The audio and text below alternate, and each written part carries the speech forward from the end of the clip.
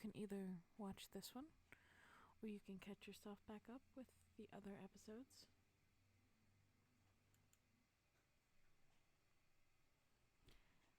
I gave up and sat up, staring at the fireplace across from my bed. A sigh escaped from between my lips before I threw my legs over the side of the bed. What to do at 7 a.m. in the morning?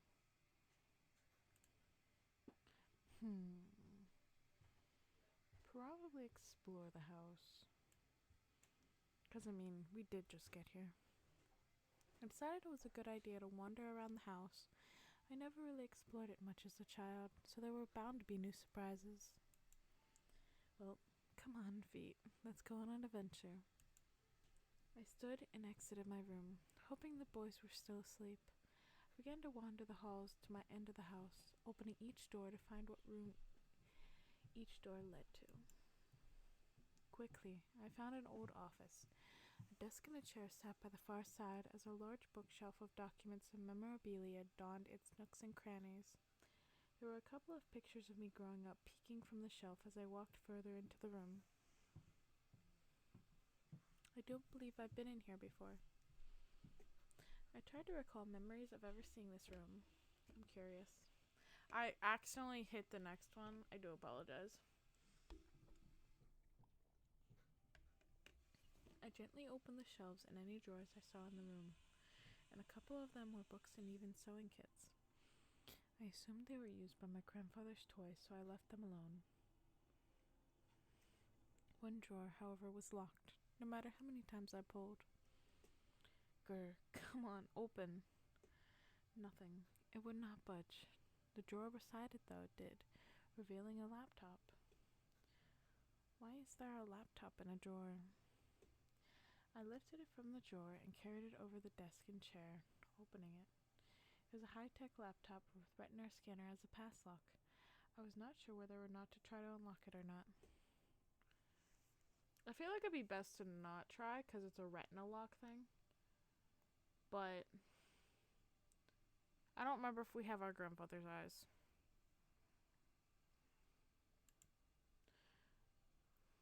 Whatever was in there belonged to my grandfather. It wasn't my place to try and pry. I closed the laptop and put it back in the drawer where it came from. Strangely, I felt a wave of relaxation wipe over me, making me sigh. Whatever happened was apparently good. I returned to bed, feeling the weight of the morning drag me under my covers to try sleeping again. I had energy, but I wanted more sleep. It was Sunday and nothing was happening today. Come on, eyes, back to sleep. I shut my eyes and tried to slow my breathing. I looked at my phone to check the time once again. It was noon, yet it felt like I had slept for much longer. Why is time going by so slowly? I sighed, got changed into normal clothes, and went out to the main hall and sat on the stairs. Sundays were very boring. However, the muffled sounds of battle caught my attention. Huh? I quickly went out of the backyard in response to the noise I had heard. In the yard were all 5 of the boys, practicing fighting. Sam was in the middle with the other 4 surrounding him and throwing punches and kicks at him. Sam, being the strongest of the bunch, blocked and dodged each almost masterfully. Let's not disturb them. Let's just watch. I just watched. The boys were very much in their own world, focusing on the training they were all in. It was better not to disturb them. I checked the time and decided to head inside to the kitchen. I was getting hungry. I'm sure the boys would need to eat soon, so lunch was a must. Might as well make lunch today. It's been a while since I cooked. Lunch wasn't particularly hard. I decided to make... I feel like... Pizza, definitely not.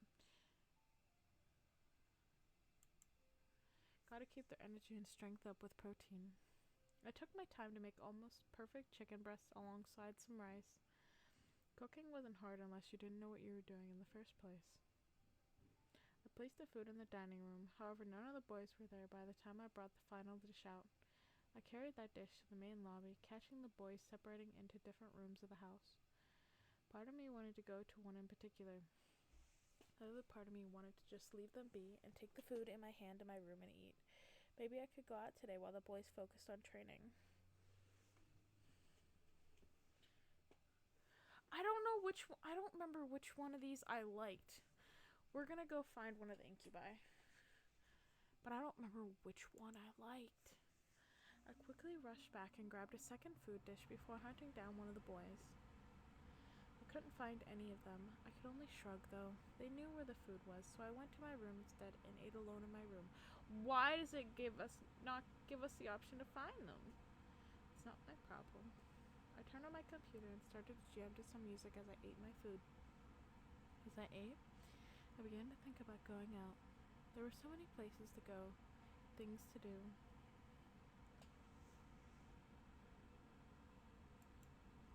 It was Sunday and I felt the need to see my grandfather.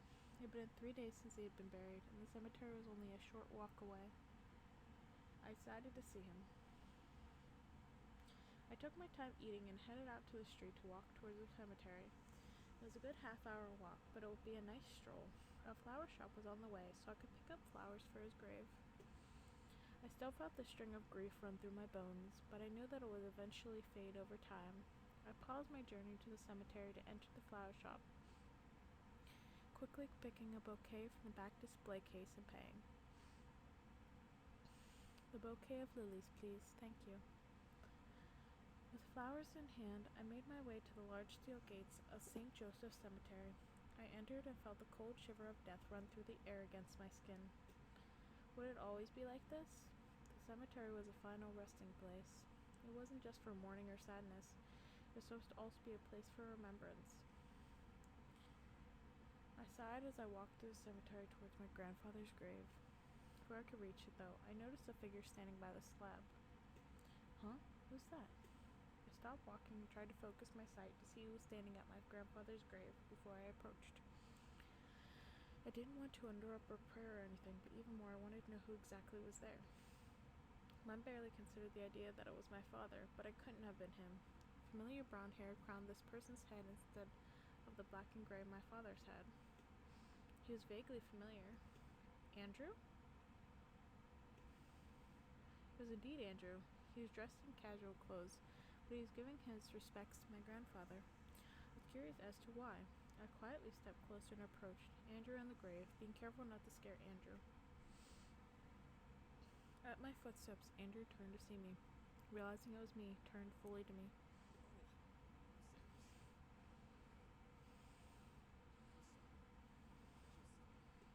Andrew quickly shook his head and took a step to leave. I stopped him with a hand and smiled. He was merely paying his respects. There was no need for me to intrude. Andrew stared at me before smiling and nodding, returning to his place in front of the grave. He took a side step to make room for me, so I stepped next to him. I looked to the grave, running my gaze to the engraving in the stone slab before gently laying my bouquet down by it. However, I didn't stand back up. I gently sat down on the grass in front of the grave and stared at it. Common flowers for gravestones, yeah? My grandfather didn't have a favorite flower. I heard and felt Andrew gently crouch down and sit beside me. I turned my head to look at him, catching him nodding in acknowledgement to my statement. I turned back to the grave, letting out a small sigh. So, can I ask why you came here?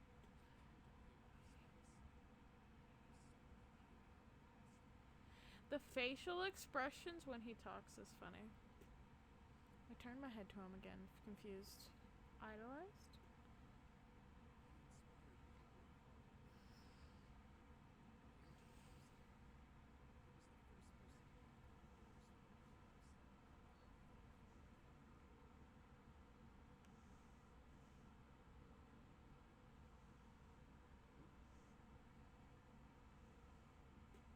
I almost couldn't believe what I was hearing. However, the look in Andrew's eyes made my heart break. He truly idolized my grandfather like he was his own grandfather.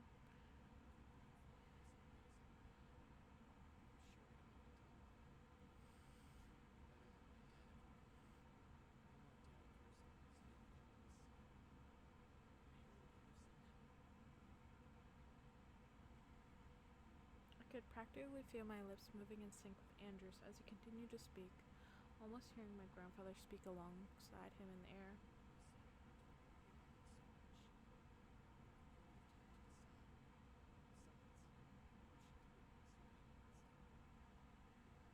He said that to me too. Andrew turned to me in surprise before smiling.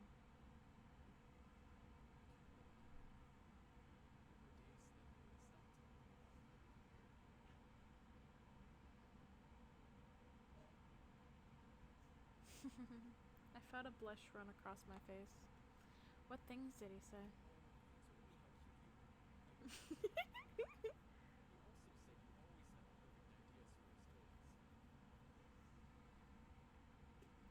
I felt a smile grow on my face, remembering the small moment when I had helped him design his now most popular toy, the glowing heart bear. I didn't realize how proud he was of me because I was so small. Now I was older, I was able to understand. He'd always had me help him, even when I didn't feel like I could. He was the greatest person ever in my life. He treated me better than my dad. He's pretty harsh to me. He wants me to be the CEO of the company as well, since it's technically a family business.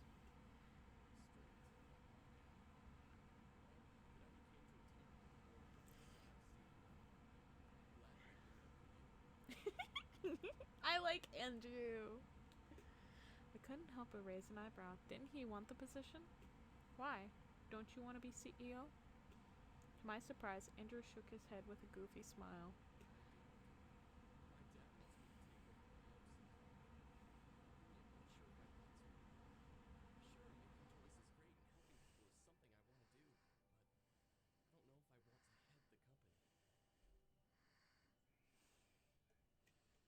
You're not sure what you want to do, just like me.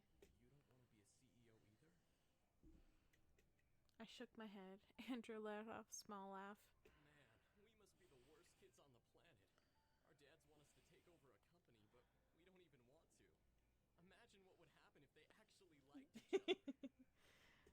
I couldn't help but laugh with him. We were in the same boat, yet we were on opposing sides.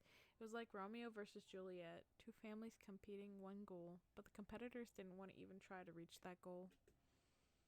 Andrew gently stopped laughing and smiled at me. Ooh, Andrew flirting with us.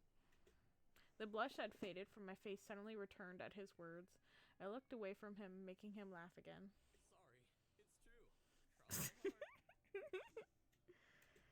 Thanks. He was flattering me. I had to admit he was cute too, but I'd only known him a short while. It wasn't realistic to like him more than that. Andrew cleared his throat and sat up straight, rubbing the back of his neck.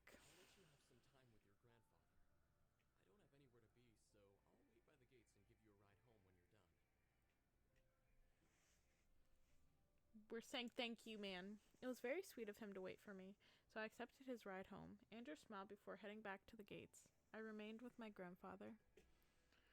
I'm sure you're laughing where you are, Grandpa. I practically glared at the grave, but after a brief second, I smiled. He's a sweet guy and he's a big fan of yours. Who wouldn't be? You cared for everyone, no matter who they were. I gently ran a finger over one of the lilies in the bouquet. It was soft to touch, but my mind was filled with Andrew for some reason. Was this grandfather's plan? Did he hope for me to meet Andrew as a kindred spirit? I wouldn't be surprised. I chuckled softly before standing. I'll be fine, Grandpa. Andrew's a good guy, but who knows? I shrugged before letting out a sigh and turning back to the cemetery gate where Andrew awaited me. Andrew led me into his car and drove me home. I went to my room and remained there until dinner. The remainder of the night passed by surprisingly uneventful. The boys continued to train with each other, but were kind enough to stop and make me dinner. I was glad for that. Unsurprisingly, the food was perfect, but it felt a little empty without the boys to eat with me. They mostly had already eaten, but still, I felt lonely. I couldn't let it bother me. I ate and went back to my room to study and sleep. Surprisingly, I felt good going to bed that night. I felt like I got a peaceful sleep.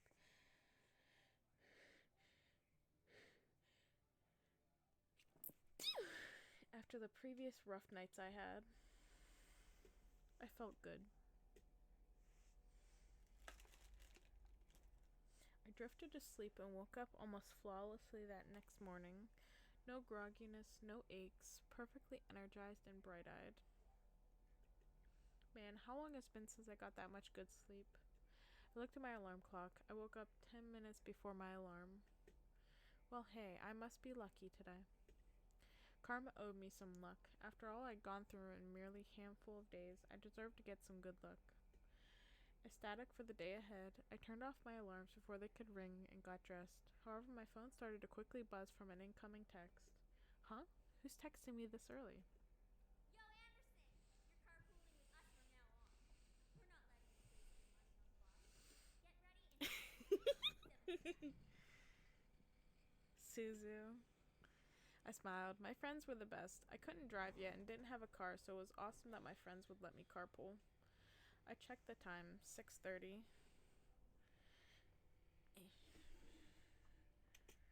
Perfect. I can eat some breakfast before they come. I packed my bag and carried it downstairs into the kitchen. I quickly made myself coffee and toast, not having time for anything big. I let out a soft sigh in happiness as I sipped my coffee. I felt great and felt like nothing could stop me today. Come on, come at me, day. I'm ready for you. I looked to the time again. Time to go. I quickly rushed to the doors, checking myself in the passing mirror. I wasn't wanting to impress anyone, but I still needed to look decent. And right on cue, Naomi drove up to the gates with Suzu waving me down. I rushed out the door and we headed to school, talking about homework and the coming day. We made it into the school without a hitch. Our lockers were in the same part of the hall, so we quickly unloaded what we needed to and got our important books and necessities. First incident of the day. As I walked towards Suzu and Naomi, who were both waiting on me the opposite side of the hall, something hooked my ankle and made me fall forward. Whoa, ow. Hey, are you okay? Who did that? The three of us looked back to see Lizette and her gaggle of girls. Lizette had a look of complete innocence while the girls around her giggled like no tomorrow. Why, little Suzu, don't! I felt a giant fire of anger burn in my stomach as I stared at Lizette. Today was not the only time this had happened to me. However, it was now clear who was behind these incidents. Even if she was innocent and one of her goons did it, it was now obvious that Lizette was the mastermind just from the look on her face. She was no friend, nor would she ever be. I had to do something. No. I wasn't going to bring myself to her level. She was a bully, and I was not going to let her get to me. I had to be stronger than her, and only then would I have beaten her. I stood up and brushed myself up, pretending nothing had happened. Anderson, you okay? That was a pretty bad fall. Yeah, I'm fine. A fall like that is nothing. I merely smiled at them, not wanting to let them know the pain rushing through my body from that fall. My arms were quaking, my shoulders were pulsing, but I remained content-faced. I quickly gathered up my belongings and nodded to my two friends. Come on, we'll be late for history. Suzu and Naomi looked at each other before frowning and nodding to me. Naomi and Suzu flanked me as we began to walk to class away from the gaggle of bullies. As we walked, I could barely see Suzu flipping the middle finger to the group behind us from the corner of my eye. Friggin' bunch of Lisette feet rubbers.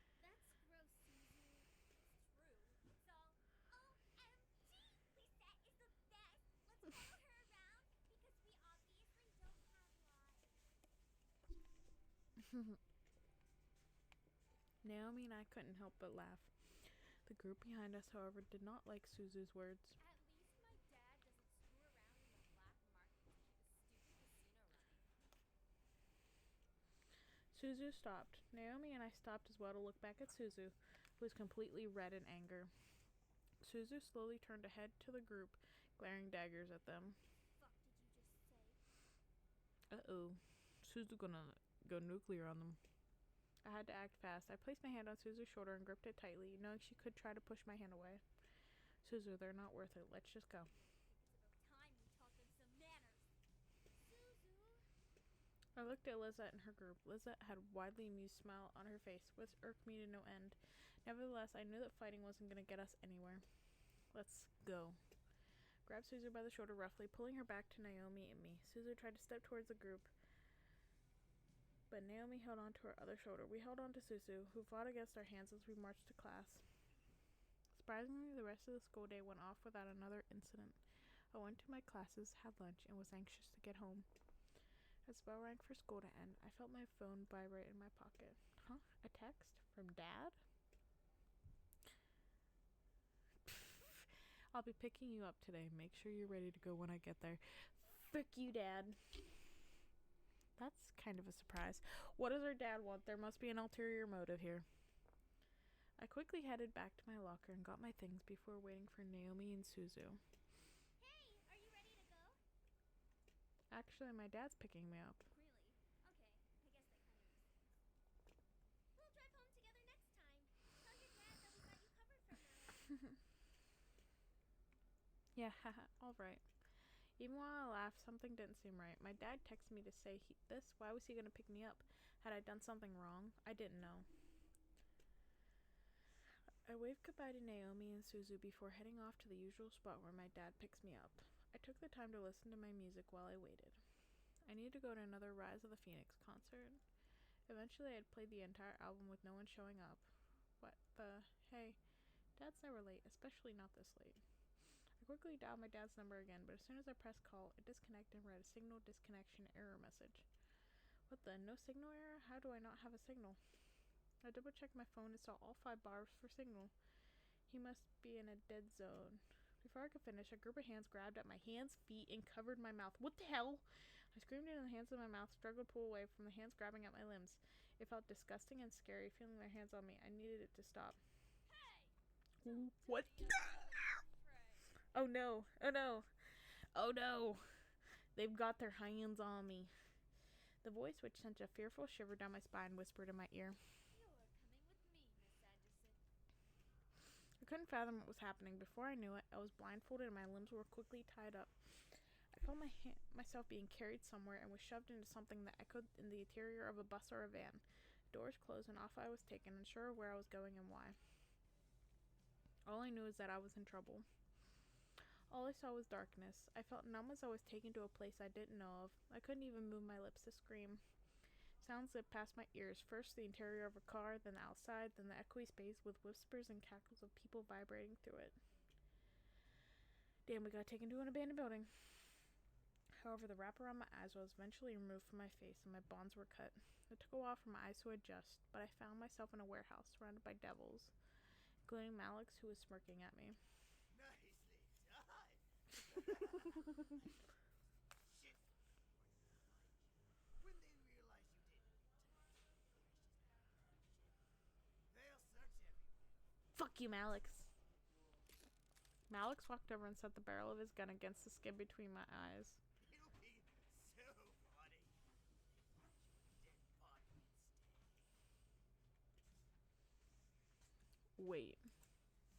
I could see Malix pull the trigger before bracing myself.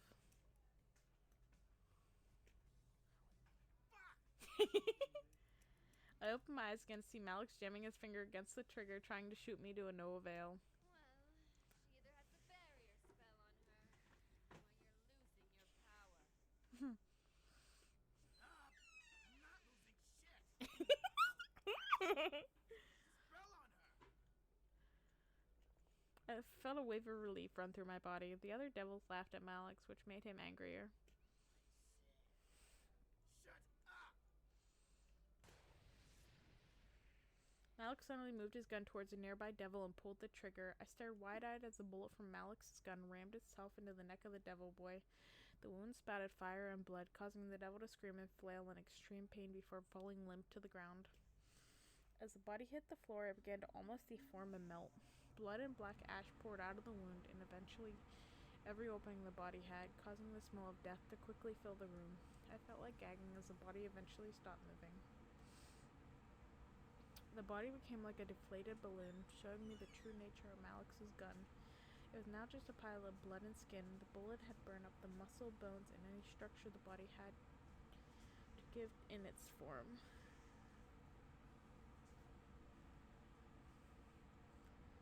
It could have been me. That could have been me.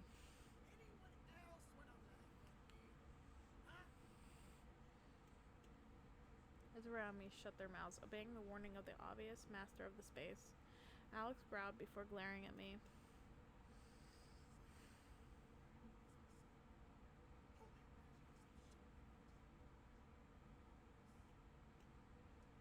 The girl who had kidnapped me stepped beside Malix, looking to me. Malix wrapped her strong arm around her waist and pulled her tight against his side before burying his face against her neck. Eris didn't react, but continued to stare at me as Malix ravished her shoulder and neck in violent kisses. Eventually, Malix pulled away, licking his lips before looking to Eris's face.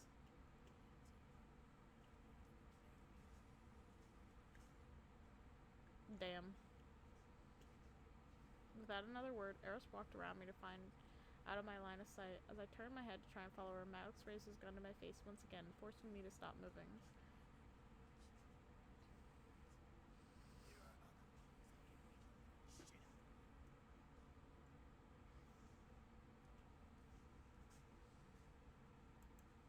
I didn't say a single word. I knew how to defend myself against anything he had to offer.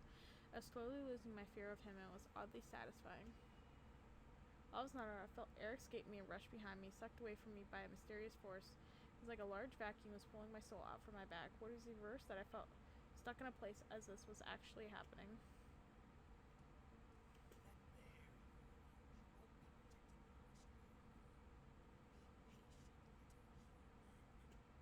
Where Malix pulled away, he slapped his hand against my cheek a couple of times, not enough to force my head to turn, but enough to hurt and leave a powerful sting. I wanted to do something. I needed to. I was going to die if that barrier was removed. No, this was happening. No way I was going to let myself be a victim to this. I will.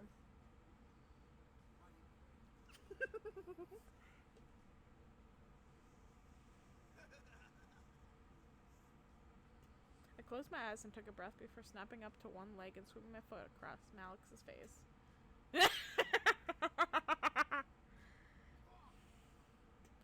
Malix flew to the side and rolled, rubbing his cheek in complete shock. I could feel Eris step back away from me, leaving me to look at Malix and shake my foot out from the hit. Malix quickly hopped up and growled at me, obviously surprised but irritated beyond belief.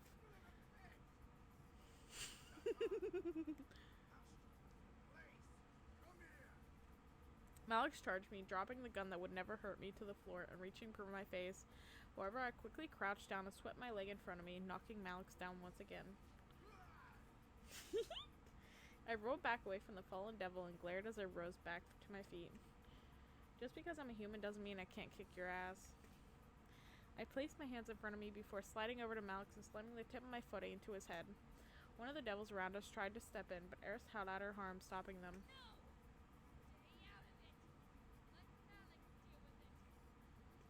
As commander, the devils around us stood away from the fight. The group watched us with lost in intrigue as I stood up against their leader. I continued to kick at Malix, who tried to block my kicks with his arms. I brought a foot up before slamming down on Malix's chest. I definitely heard a ribber tooth crack at the impact, causing Malix to lose his breath. What I didn't expect was grab my leg, pulling out from under me. I fell to the ground, landing with a loud thud. Oof. I felt pain shooting up my arms and run through my body at the impact my body had on the ground. I tried to push it off, but the pain forced me to stay down. Malix took a chance to roll on top of me and pin me down, glaring and smirking down at me evilly. As I tried to get him off, the futility of the situation dawned on me. I was fighting a devil. I was just a human. It wasn't magical, nor was I special. I wasn't going to beat him.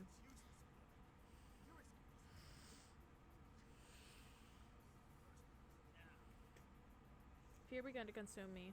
Oh, for the love of God, please someone find me, I prayed. I hoped that I wouldn't have to keep fighting. I was becoming desperate.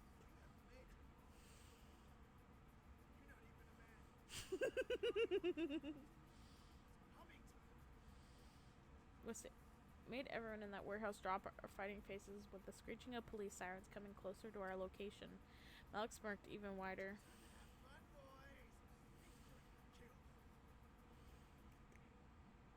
The elves all seemed to get excited and started to walk past us to meet with the cops, but a loud finger snap stopped them and made them turn around. Malix and I looked to see Eris with her hand in the air, pose snap.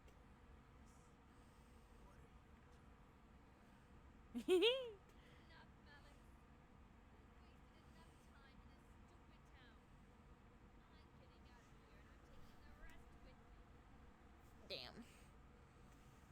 know whether to laugh or not. I bit my tongue as Malix got angry again. The hell you all!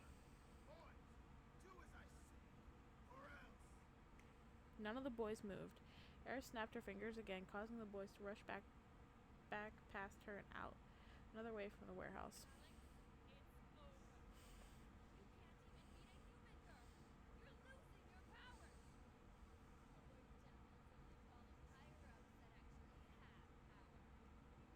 Shut your mouth! Malik summoned his gun to his hand and shot multiple times at Eris, who somehow managed to teleport away from the shooting line and reappear by us. She shook her head, letting out a sigh before grabbing Malix by the neck and pulling him off of me.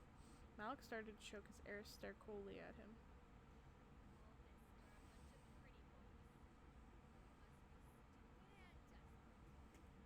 Eris looked to me, making me tense up.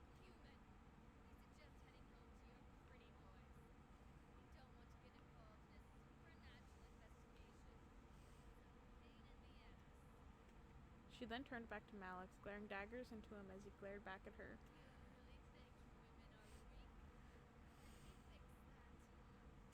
Yeah! God, I love Eris.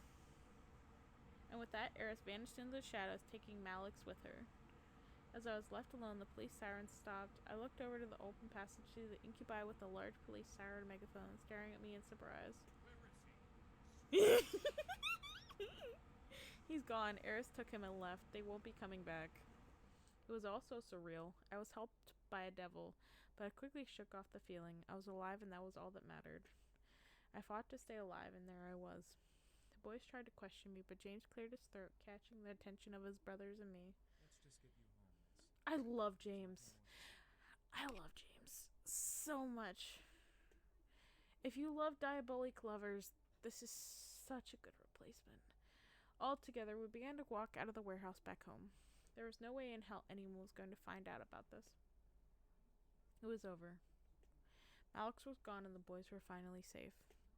A wave of relief ran through my body at the thought of never having to deal with that group again. At the same time, a ping of realization hit the back of my mind. The boys were only going to stay until after Malix was defeated. That was our deal. As we approached home, I could feel something heavy weigh down on my heart. It was late, but the boys led me inside and turned on the lights in the lobby. Finally, we can relax. Matthew, shut up. It will be good to have some rest without devils breathing down our necks. I love Eric, too. Just tired. Can I hit the hay early? Fuck you, Sam. I think some sleep would be good. Damien's also interesting. I looked to Damien, knowing he could read my mind, and frowned. Didn't want him to know about my thoughts on this situation. Yeah, that sounds nice. Sounds good. I just wanted to end tonight. Too much had happened, and I felt dizzy just trying to figure it out. However, Damien spoke up, stopping all of us from moving. Should we be gone another night? The air became still with tension. The realization of the situation hit the boys like a wave, forcing them to turn to me in curiosity. They had remembered their deal, and were now awaiting me to decide their fate. However, I knew my answer. I couldn't keep them here. I knew I couldn't. They were demons, and I was human. I needed to deal with my own life beyond anything else. If the boys stayed, my life would only become more complicated. I think that would be best. James nodded in agreement, keeping a professional tone in his voice as he replied to me. We will be gone before you wake, Miss. Thank you for letting us stay here as long as we did. I feel the upset emotions of the incubi reverberate in the room, but I couldn't change my mind. I had too much going on in my life to let them stay, no matter how much I wanted them to. It was a pleasure to have served you, beautiful lady. God, I love Eric. It was hard watching each boy turn away from me for the last time. I stood there waiting for them all to leave the lobby. I guess this is goodbye. Yeah. Have a good one. No, not Sam. I stuck to my guns. I knew I was making the right choice. Thank you for having us, miss. I like Matthew. Matthew's adorable. Maybe. Maybe not. No, not Damien. As Damien left my sight, I finally let in the air that was denying it to my body and sighed. My life would return to normal. Well, as normal as it could be. However, I was smarter and wiser than before. I knew of things beyond humanity now. I'd come to learn about the boys and about the existence of the supernatural. I wasn't blind to what it was beyond human life. Learning this made me more open-minded. I nodded to myself before heading into my room, closing the door, and mentally allowing the reality of the situation to sink in. Tomorrow I had school. No devils to kidnap me, no incubi to wake up with. I went to bed that night, accepting and not regretting anything. I unlocked the second set of bloopers? Or so I had hoped. Who the fuck is Diana? Who the fuck is Diana? That don't even look like a woman. I opened my eyes to see a woman staring down at me with a very sly smirk on her face. I opened my mouth to scream in fright, but a hand quickly covered my mouth. No screaming now. Too late. Who the fuck is Diana? I could only stare at the woman above me. I still felt weak, not having the strength to move and fight her off. She was very beautiful, but I felt more anger than amazement. Why do the boys like you? You're unique, yes. But that can't be all that you have going for you. Rage began to consume my core again. This woman, whoever she was making me mad. She must have known as she let another smirk grow on her face. You're feisty. That could be why. Before I could bite her hand in anger, she removed her hand from my lips, standing up and staring down at me from her place next to my bed. I quickly sat up and glared daggers at the intruder. Who the hell are you and why are you in my room? The woman began to laugh, making the rage inside me increase. I wanted to punch her, but I waited for her answer. How silly of me. I forgot that we demons are not well known over your world. You can call me Diana, little demon. Diana? Demon? You're a demon? I am. But I'm much more than just an average demon. What do you mean? She's probably a succubus. Silly. I'm a succubus. See, I knew it.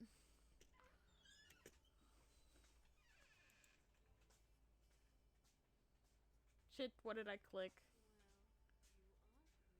How the fuck did I accidentally take a screenshot? A goody little two-shoes.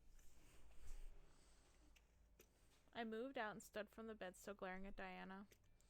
Why are you here? Well, I came here to clean up what the boys clearly forgot to clean. Men. So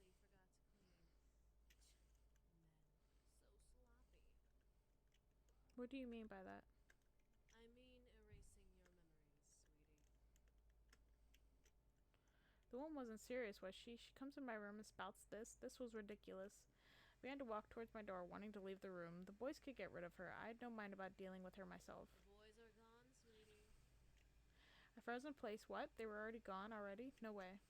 I turned to Diana, glaring hard as she kept a smirk to me. You're lying. Am I? If you want to go see for yourself, you can. But I promise you'll be wasting your time. I started trying to find any hint if she was lying. She had to be. The boys wouldn't just up and leave without resting first, right? Diana crossed her arms, waited for me to make a choice. I decided to believe her for now. I had to find some hint in this conversation. What do you mean, take my memories? Well, we demons can't have just anyone knowing about us. You have to completely devote your soul to learning about us. And even then is not always guaranteed that you can be granted knowledge of us.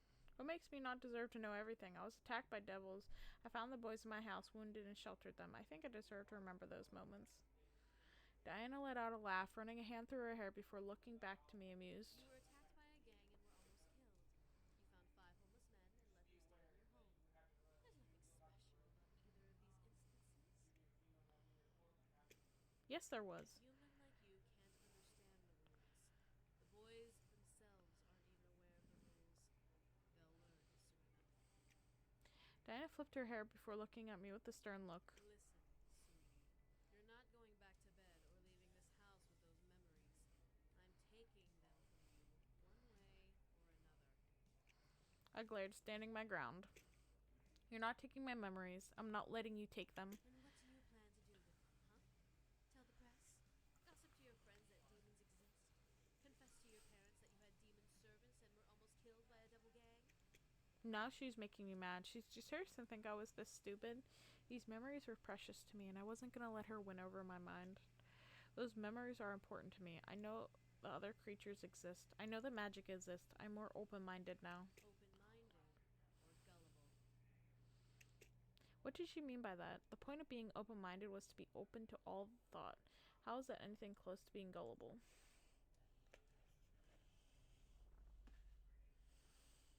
There is nothing to learn from remembering the boys that won't bring trouble. I'm merely saving you from that. There are more than just demons who want to keep their existence a secret. There are many creatures in this world that don't want to be known of, and you remembering a small fragment is not acceptable to them without good reason.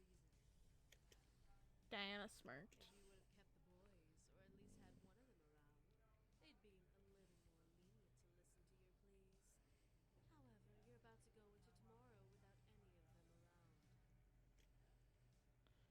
There were more than just demons. Other fictional creatures existed. There was a system? What? Diana sighed and snapped her fingers, lifting my body up from the ground with her magic. Look, I can kill you and no longer waste what little time I have, or I can erase your memories and go on with my life. I have more important things to do above arguing with you. I looked down at the ground to see something made every nerve in my body quickly quake in fear. On the ground was a large open mouth with sharp, wet teeth, leading to an empty black abyss. I could feel the heat from the mouth's breath panting against my floating body. Ah! I looked at Diana, who was looking at me with stern, almost heartless gaze. Make a choice, sweetie. Give up your memories or be a demon's snack. I warn you, he's quite the biter. I was panicking. I was about to die again. Boys weren't here to protect me. What was I gonna do?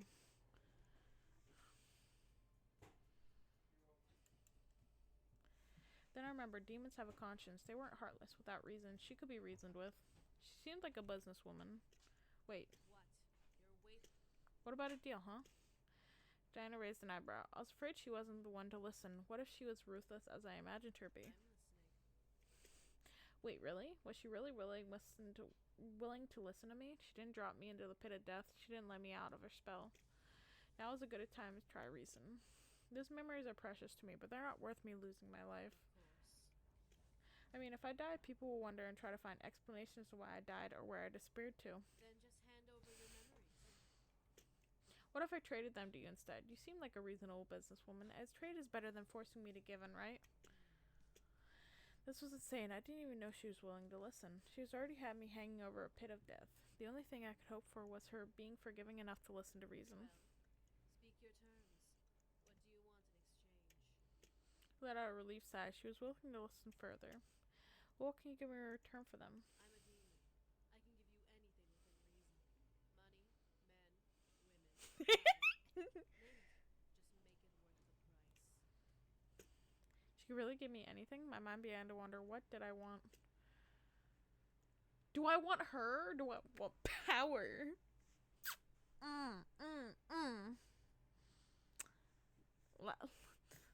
Let's say her. I heard Diana stifle a laugh. Me? Are you serious? What do you mean, me?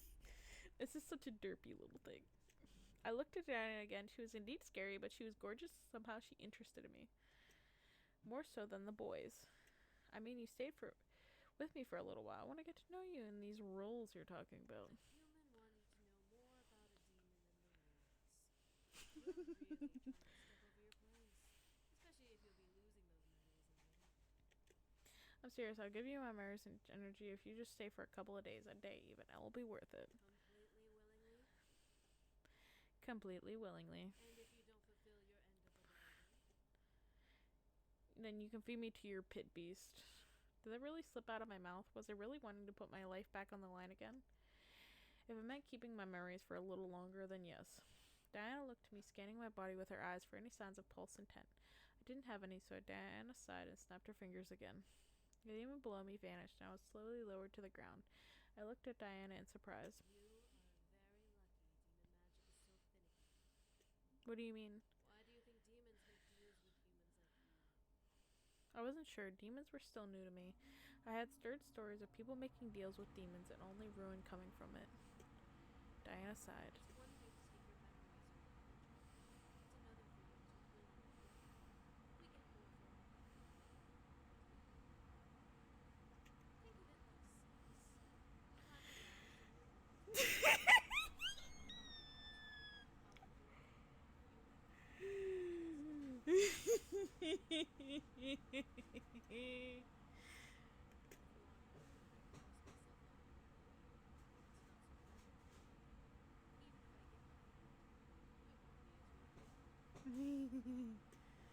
Strangely, that made sense. It was very much like a business. If they have what they want, they could negotiate for it or they could take it away anyway, but not without a fight.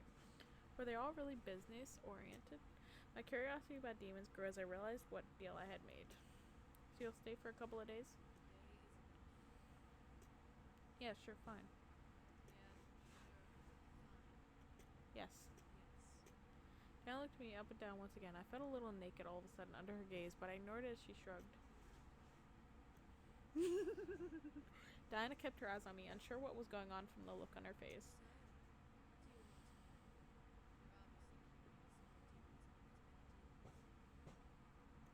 My first thought shot to her, then I remembered the boys. Not all of my questions were answered, and I wanted to know everything.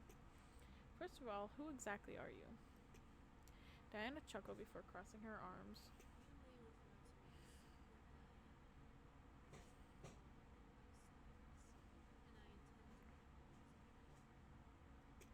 Back home?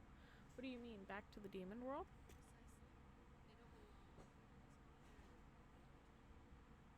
Why?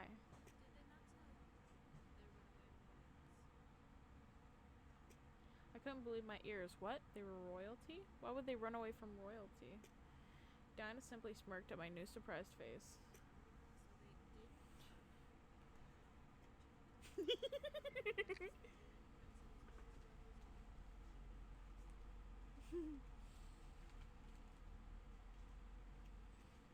I felt myself unconsciously walk over and sit on my bed. They hid something gigantic from me. Why? Did they not trust me? Then again, it had only been a couple of days, yet they had helped me and were here for me regardless, acting like servants instead of noblemen. I gripped my head in frustration. What am I supposed to believe?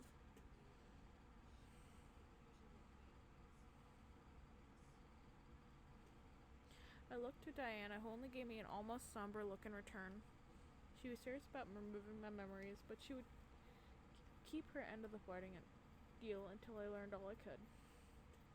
That, and I felt thrilled to have her. Maybe it was because she was a succubus. I didn't know. I sighed and faced Diana. So how did you get to the human world? How did the boys get here?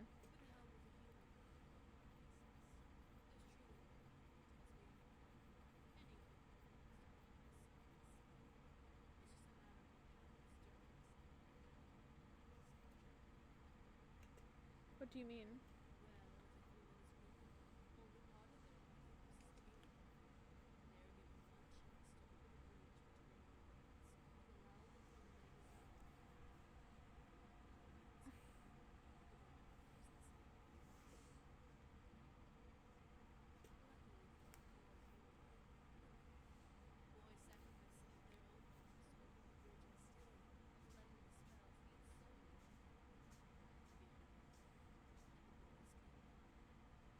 That almost made sense. Something in my mind clicked, but I couldn't figure out what it was. I only nodded to Diana. And were you the same?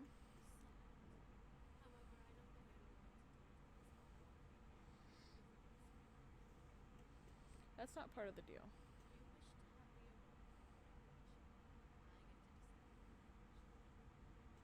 Cheater. I huffed and crossed my arms and legs. Diana was a game player and I didn't like her rules. However, there were the rules I had to accept in order to keep my memories a little while longer. I'd find a way to remember. She wasn't going to win. Diana let out a small chuckle and ran a hand through her hair.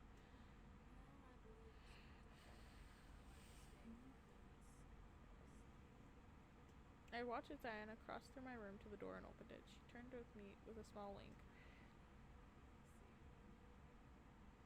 Dun dun dun. Before I could respond, she exited my room and closed the door behind her. I stared. It was like she was in control. I almost gritted my teeth at the thought. She wasn't the master of the house.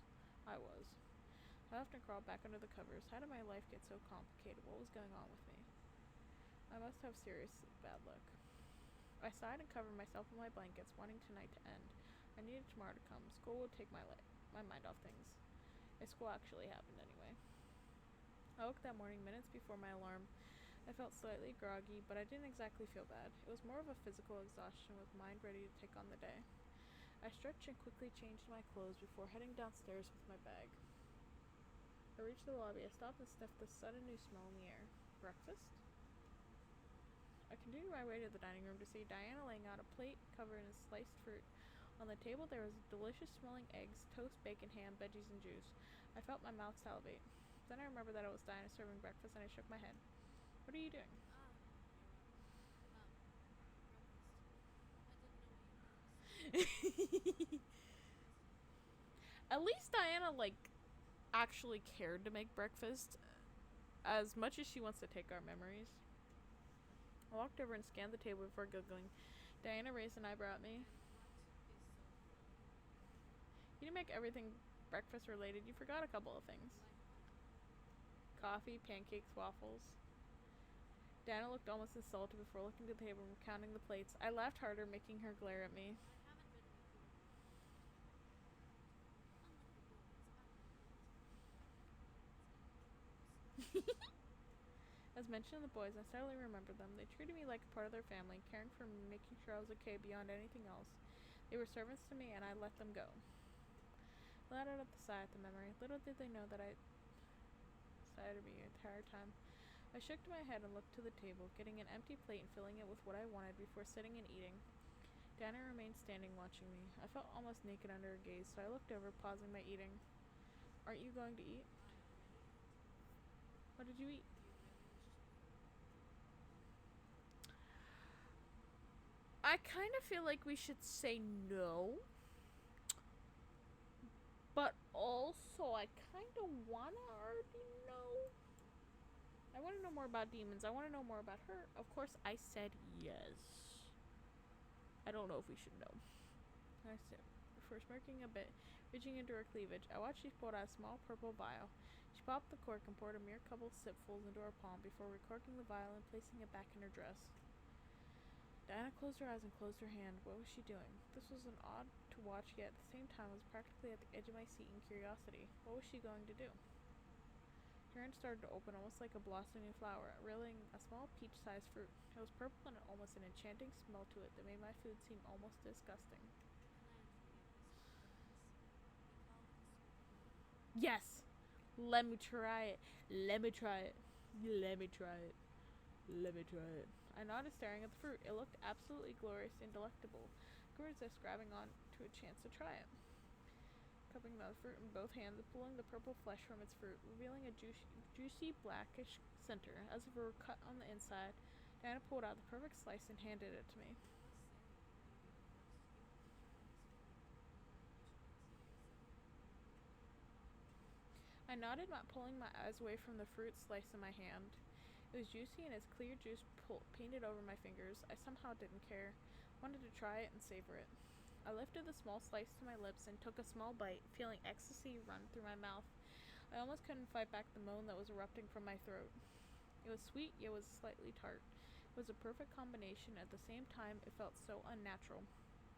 I had not only pleasure in my mouth, but my body began to feel energized and warm. All from a small bite. I swallowed the biteful and let out a pleasured sigh, making Diana smirk slightly at me with a raised eyebrow. I couldn't lie to her about how it tasted. It's delicious.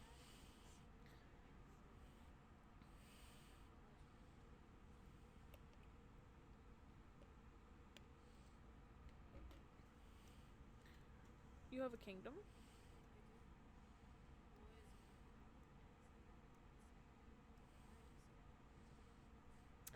Oh, okay. I think I'm piecing together the pieces of the puzzle.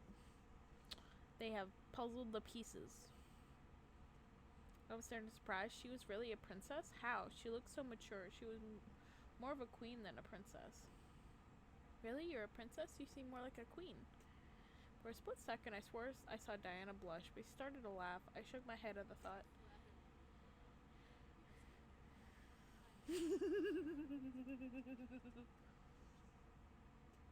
I shut my mouth, feeling a blush run across my own cheeks. I returned eating the fruit, hearing her chuckle and eat the remainder of the fruit on her own.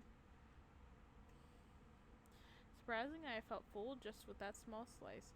How could that be? The only explanation was that it was a demon fruit, so I mentally accepted it as just that. What I didn't expect was Diana leaning over and lifting my chin to look at me. Oh my god! Oh my god, she's touching us. She's touching us, chat. I started standing closer and gently kissed my cheek by the corner of my lip, making me gasp slightly. Gonna go into hypoleptic shock. What was she doing? Why was she kissing my cheek? I was red in the face already, and here she was taking advantage. Diana pulled away, slightly licking and popping her lips. But what? You had illusions. I ran my finger over where she'd kissed me and felt my face grow even hotter. Diana chuckled slightly at the sight, making me almost glare at her.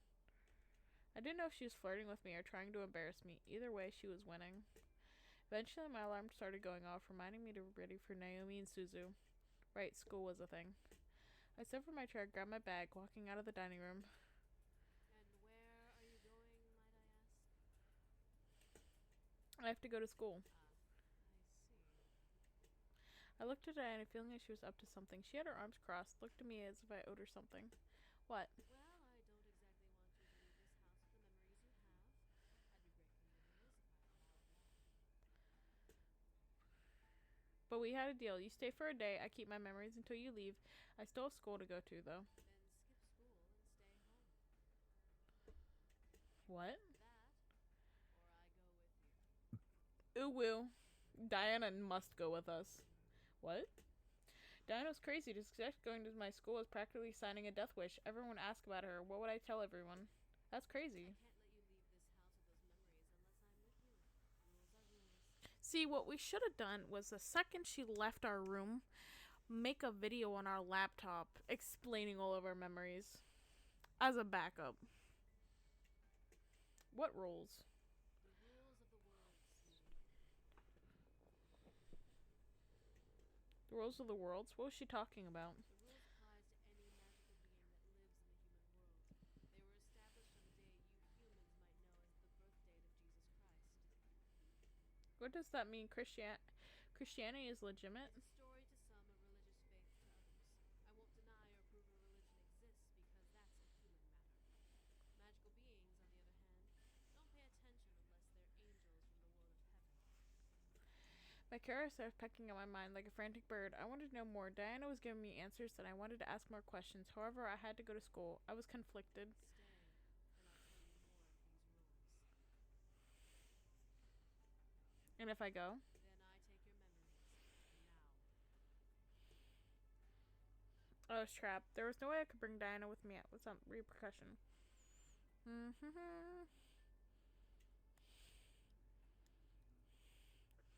I want the option to take her to school. I bit my lip. Did I really want to stay? I could feel my fingers run over my phone to call up Naomi. Without even listening to the phone, I spoke into it. Hey girls, I'm feeling really sick. Don't worry about coming and don't come over. I'm staying home and getting better. I hung up without even acknowledging Naomi or Suzu on the other end. Diana crossed her arms and waited for me to turn to her fully. I threw my bag to the side and looked at Diana, ready to learn more.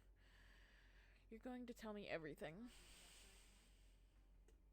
I walked up to the stairs with Diana behind me. I glanced into the dining room to see it already clean. I guess Diana used magic to clean up after us. I continued to wind up walking into my bedroom. I sat on the bed as Diana stood by the balcony window. It was just like last night. So I can ask you anything and you'll answer right. I'll give you the best answers I can give. Knowing Diana, it could have been a white lie. She already had hidden some details, but I guess she had her reasons. However, I would need to know more than just details. The rules of the worlds, what are they? They are the heart and soul of the human world, created and approved by all 5 worlds on the human date, December 25th. 5 worlds? In human terms, there is the human world, heaven, purgatory, hell, and the abyss. Purgatory, hell, and the abyss. Huh. What are the rules in this agreement? These rules dictate the behavior of otherworldly creatures in the human world. Without them, there would be constant war between angels and devils, while the vampires would try and enslave humanity. Damn. Demons are merely the watchers, but often the devils or vampires will try and coax them into joining them. So angels and vampires exist too? Yes, angels are from heaven, watching over the human world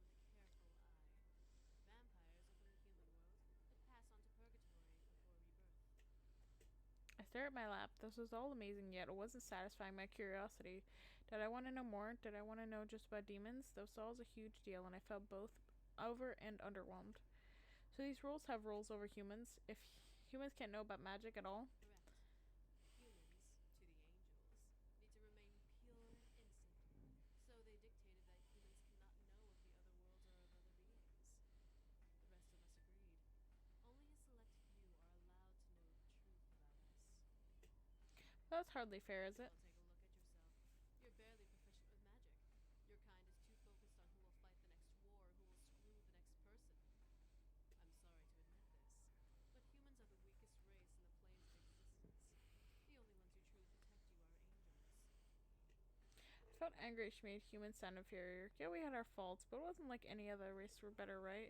There was no way humans were the inferior race. Well, we're not inferior. Oh, you're not now. Really? Dan stared at me, looking up and down before smirking a bit. Let's go on a little trip, shall we? I raised my eyebrows. What was she on about? First she wanted me to stay home. Now she wanted me to go out. What was with this girl? Before I could protest, the world began to spin around me, forcing me to jump up and grab onto Diana. She held me as the room spun practically out of control. My fear escalated, and I buried my face in her shoulder, wanting it to stop. It was trying to prove a scary point. It was working. I felt the world slow down around me. Soon came to a halt. I didn't want to look, but gently Diana pushed me away from her body for me to look around. I gasped when I realized I was in a business office. What's going on? Just a simple business office. Nothing. I looked around and felt an air of familiarity in the room. I couldn't figure out why, but my brain kept me aware that I knew this place somehow.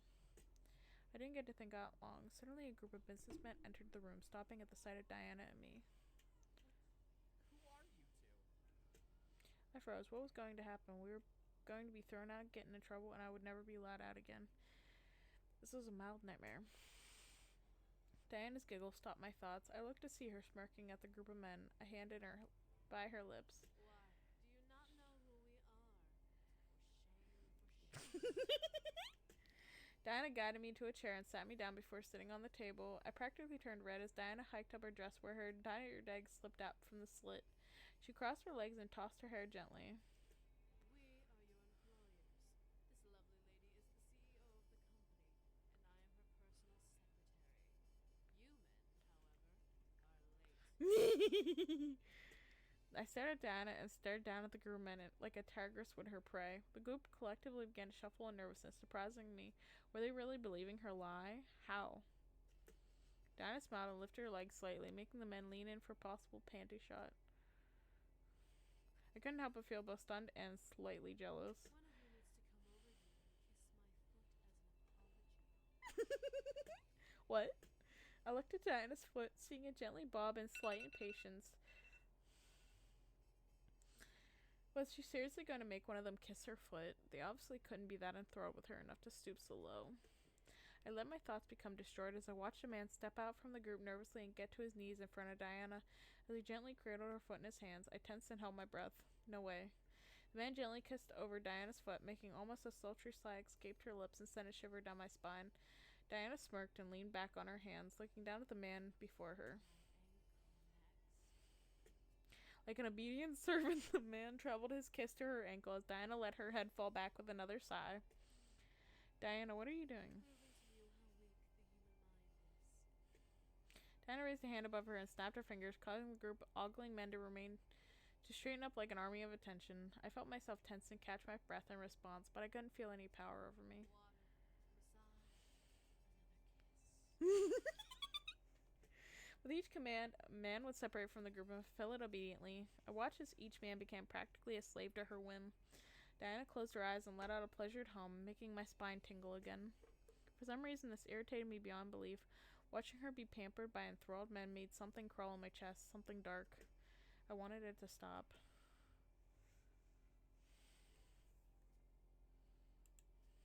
Diana and the man around her suddenly looked at me. Diana was a little surprised, but then slightly smirked. Oh my. It's not like that. Just stop it. You've proved your point. Diana's chuckle making me wince. Would she stop? She wasn't obedient like the boys, so who knew with her? Diana snapped her fingers, surprising me and forcing the men around her to huddle together when they were previously. I have proven my point, haven't I? All Diana ran a finger over her lower lip and giggled at my face, though. What? You're adorable when you're jealous. I'm gonna beat Diana. My face turned red instantly. I covered my cheeks, glaring at Diana. She giggled again before snapping her fingers and making the room around us fade away into darkness. A mere breath later, we were back in my bedroom with both of us on my bed. Diana stretched her arms up and smiled at me. So, now do you understand the vulnerability of humanity? I gritted my teeth. Humans weren't as weak as she claimed. I couldn't believe it. Just because we were weak didn't mean we couldn't know about those who were supposedly more powerful than us. I glared at Diana. That justifies ignorance?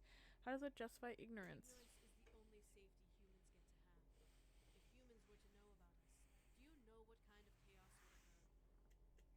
For once I felt scared. Diana's eyes were cold as ice as she stared into my soul, practically giving me the frightening feeling of the future I questioned. There are already wars in the human world being fought amongst yourselves. Equality, dominance, power. The human world is practically the image of self-chaos. Innocent blood is spilled every day in your world. Doesn't matter the color or creed you carry. You think blood is spilled now? There will be much more if humans knew about otherworldly creatures. Our existences can destroy beliefs and human logic.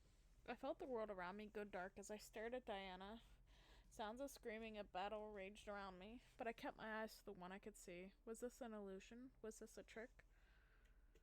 It didn't feel like it. Religions would crumble. Vampires would be forced to retaliate and build armies of their own. And trust me, they're not as friendly as the vampires in your human fictional ravel. Devils would have a heyday and wreak havoc, finally finding a collective weakness the human world can exploit. Angels would have to come down and fight their devil rivals, and the human world would become their battlefield. Damn. That's crazy. I could see the world Diana described flash before my eyes. I could see humans screaming and fighting each other, trying to figure out who is what and being frightful with every blink. I imagined devils like Malix ravaging cities and killing people, while soldiers tried to fight back, failing and dying at every turn. The image was so scary and I didn't want to imagine it. I shook my head, holding it in both hands, before looking to Diana. My room had returned and Diana stared back at me. To my surprise, she had a concerned face. The rules are to make sure that we all stay in place. To have us all fighting at once would result in a massive cataclysm that would engulf everything and everyone, no matter what you were. Diana fairly broke away from the gaze she held onto me and stared at the far wall. I could see a look of fear rush through her eyes as she looked away from me. I almost felt sorry, but my confusion covered my concern. Demons already have a hold on our collective minds. We don't need to become the backlash victims of broken ignorance. Diana. Something at Diana's eyes made my heart almost hurt. Even though she knew she wasn't looking at me, I could almost see all of her emotions that ran into her mind just by observing her eyes. I felt bad, terrible even, for questioning her as I did.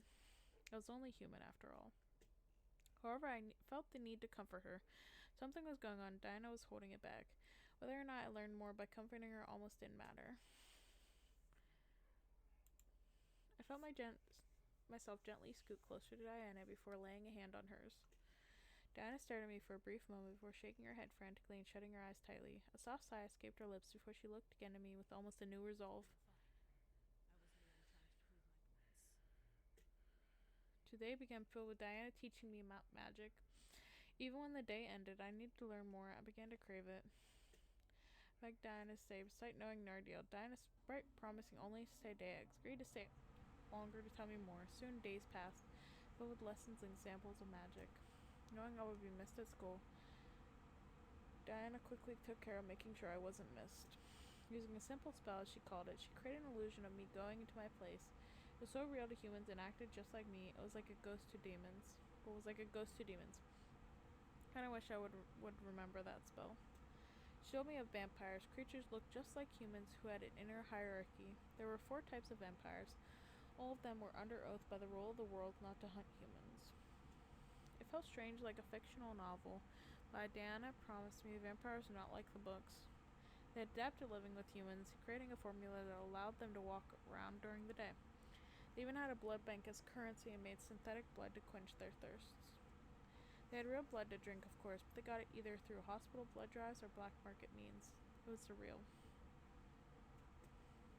Devils were as chaotic as Malik was, but they were still all under the command of the very powerful fallen angel and devil king Satan. He, however, still had the heart of an angel. He was simply sitting in hell and waiting for an opening into the human world.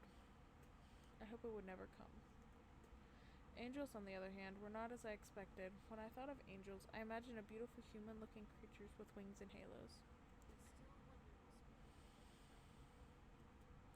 I explained that they actually looked monstrous. Each archetype of the angels looked different, but Diana couldn't describe them all. The one that stood out the most was the seraphim. She described it as a mysterious creature that hid behind 3 large pairs of wings. What if the seraphim did look human?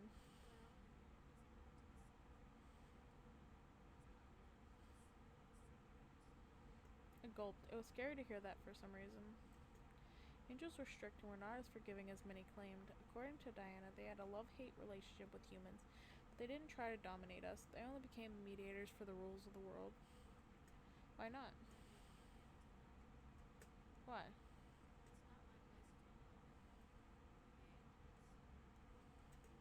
She also mentioned their methods for memory removal. As the self-proclaimed guardians of the humans, they had a right to baptize humans who held the memories of otherworldly creatures should they find any in the human world. The baptism only erased the memories of magic, but erased their entire memory clean. Humans wouldn't remember who they were or what they knew, a blank canvas. Demons, however, unlike the others, were passive creatures who only truly cared for their own world. They had their own lands, kingdoms, and lord living there. The most powerful demon in the abysmal plains was the demon lord. He was the demon lord. He was the incubi boy's father, and he was a ruthless man. He had conquered several kingdoms with a massive, indestructible army. Many demons died under his brutality, but when he did conquer, life for demons was like the human renaissance. Many feared what land he would attack next. However, to everyone's surprise, the demon lord had tried to be peaceful with Diana's kingdom as she was offered as a bride to one of his sons. Why would you accept that?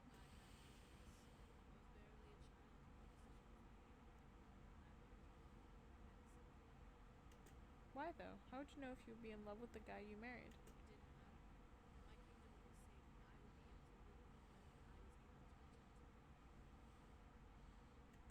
I stared at Diana as she smiled at me with sad eyes. She really didn't want to marry them. I was practically painted all over her face.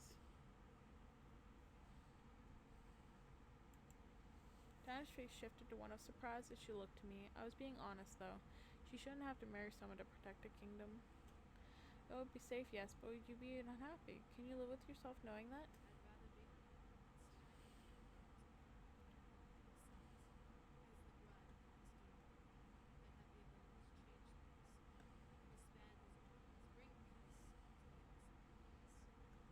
What about love?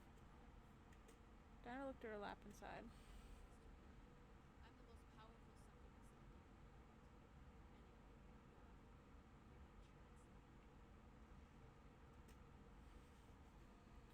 I'm not Pookie. Diana chuckled, making me blush a bit. I was being honest, and here she was laughing at my words.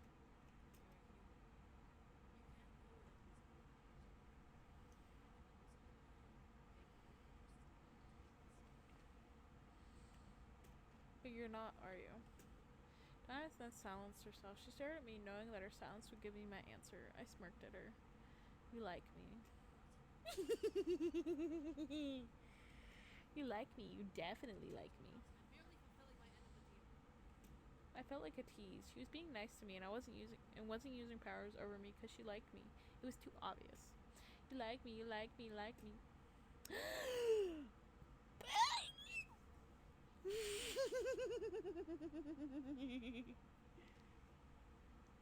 Okay, chat. I'm making this our thumbnail.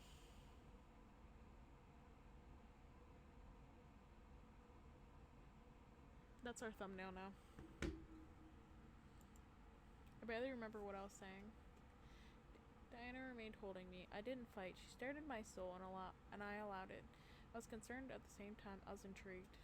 Diana was indeed a beautiful woman. Seeing her up close made my face turn slightly red in embarrassment. Any moment she could lean in and kiss me, maybe even take my energy. However, she didn't.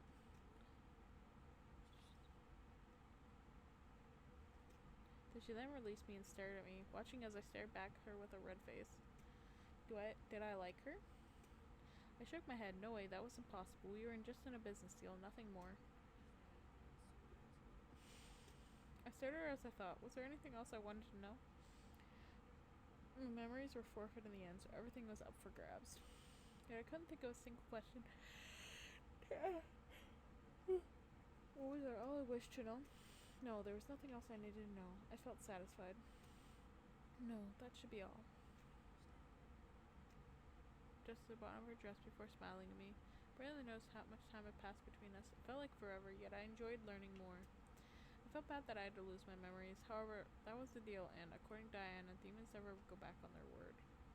Well, if you don't mind, there's one place I need to visit with the regulars tomorrow. I'll be gone from here. Where do you need to go? The cemetery. There's something I need to do there. It's more, exactly. But you need to come with, so I can show you.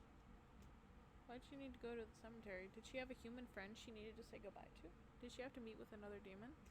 Sure, let me. No need to get into this now. Let's go. Snapped her fingers. The world melted into black. I stood and walked to be beside Diana, sure what was happening. Why was the world spinning instead? What was the spinning a trick she did? I felt myself click my teeth in irritation at that thought.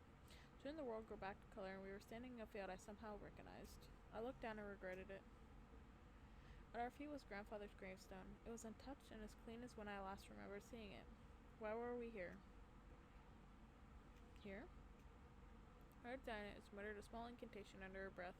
In her hands formed a small vase with purple lilacs. She gently knelt down and placed them beside the grave. I had to pay my respects to the deceased. Why? Were you a friend of his? I needed to know. My mind began screaming. Something wasn't right. Why did she know him? How did she know he was dead? What was their relationship? What was going on? I wasn't aware of this. Didn't even know him. Then why are you giving him flowers? My mind began to screech louder in my head. What was it? Why? Diana, why are you giving him flowers? You don't need to know. I highly doubt you know his name. Yes, I do. Diana stared at me, wide-eyed, a mixture of fear and surprise mixed in her eyes. My heart began to squeeze tightly in my chest. Why was she looking at me like that? How do you know? Answer my question. How? I said answer my question.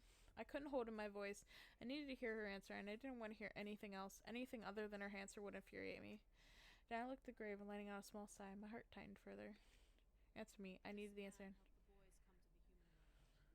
man helped the boys come to the human world. He opened a bridge and let them through, before sealing it with a part of his life force. There was more. I knew there was more. I remained silent as she took a breath. I had come to visit their castle one day, and when they told me that the boys were gone, I became frantic. Without the contract marriage, the demon lord would have had the freedom to march on my kingdom and conquer it. I couldn't let that happen. So I tried to find a way here. I searched the castle during my brief visit, trying to find out where the boys went. I found it. This man left behind a small trace of the spell, small enough to be undetected by the inhabitants of the castle. Diana looked at me, a look of pain on her face that made me already pained heart feel like it was punctured by needles. Demon magic is best with consent, but takes more energy when forced. So, in a blind need, I recast the spell and used that man's life force to open the bridge once more and seal it completely when I walked through. I didn't know I was taking the rest of his life. By the time the bridge closed, the man had already passed. He was visiting someone in a nearby hospital, so when I left to find the boys, the staff had found him and tried to revive him. I didn't want to take his life. I thought he was a younger man. I didn't know he was as old as he was. It's my fault this man is dead. But I needed to come to the human world, and he was my only chance to get close enough to track the boys down. You. Diana tensed up, stared at me. Her face was painted with regret and sadness, something not like her usual self. You killed my grandfather. Your grandfather?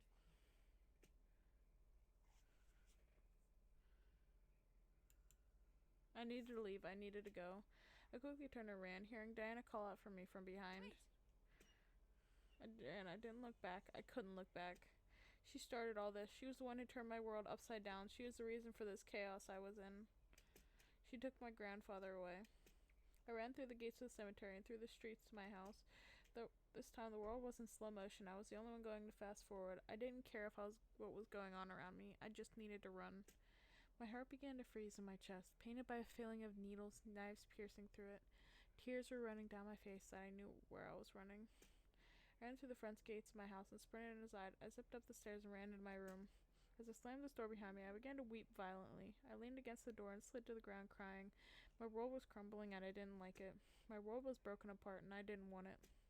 All I could do, though, was cry. My heart denied me from thinking about anything else. I cried. I continued to cry. I let my heart empty of its pain with each tear that ran down my cheeks. Wow. My screams echoed through my room, bouncing around and reverberating in my ears. I didn't care if it hurt to hear it. I didn't care about anything anymore. All I cared about was crying. I curled in a ball and cried. I didn't even know when I passed out. I don't remember closing my eyes and letting the darkness take me. Darkness was comforting. I felt my sadness numb within it. There was no reality in that darkness to haunt or hurt me. I wanted to stay within it forever. But it forced me to open my eyes. I saw the room focus around me and realized that I was staring at a ceiling. I was in bed under my covers. I stood up and looked around, stopping to see Diana leaning against the balcony window looking away from me. Why was she here? Did she carry me to bed? I felt anger wanting to speak out against Diana, but I noticed the puffiness around her visible eye. Had she been crying? Seeing her bloodshot, puffy eye made me fully aware of my own eyes and how dry they become after crying. I rubbed my eyes and let out a shaky sigh. I stared at Diana. My heart didn't want to hear it, but I let her speak. Didn't want to come here in the first place. I only thought of bringing the boys back to protect my kingdom, so everything else became secondary. I didn't mean to take his life. But you did. I did. I can't ask for forgiveness. Damn, Diana killed her grandpa. If I could turn back time, I would find another way. You know, it's because of you I met the boys. Looking at my blank covered lap, I remember the funeral, the moving, the meeting with the boys. Everything came to me at once, and I know I had the one puzzle piece that fit it all together. If my grandfather hadn't died, he'd still be living here, and he'd be the one taking care of the boys instead of me. But he died and gave me his estate, so I came and met them for the first time. I looked at Diana, seeing her sad face. I could tell she really regretted her choice. She was upset. I couldn't sense any deception in her. I guess I have to thank you for introducing me to them and to magic, since my grandfather couldn't do it himself anyway. Diana looked down, pressing her lips together and closing her eyes. I need to take your memories now. A deal's a deal. I fulfilled my part and told you everything. I had nothing left to tell you, and you can't keep those memories. I didn't speak. I watched as Diana argued into the air about me taking my memories. I felt like she was now doubting the deal, not wanting to take away the truth from me. Did I want her to? This was my chance to return to ignorance. I'd never remember that she took my grandfather's life. I'd never remember everything she showed me and taught me. I'd return to normalcy. And this is where I'm going to end this episode. I kind of put it on a little bit longer just because Diana showed up. So I'm going to end it right here after we hit this because I can't obviously save it here.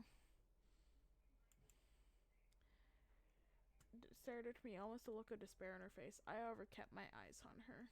Okay, we're gonna save it right here. An empty slot 2. Okay, chat. I will see you guys next week. Maybe next week if I remember to post out another video. But I will see you guys later. And hopefully you'll tune in to my other videos that I have posting up. And the next episode. If you guys haven't already watched the other episodes, please go back and watch them. And give me a like and a follow if you guys liked this. Hopefully some of you have made it to the end. Maybe some of y'all. Anyway, I will see you next time. Bye-bye.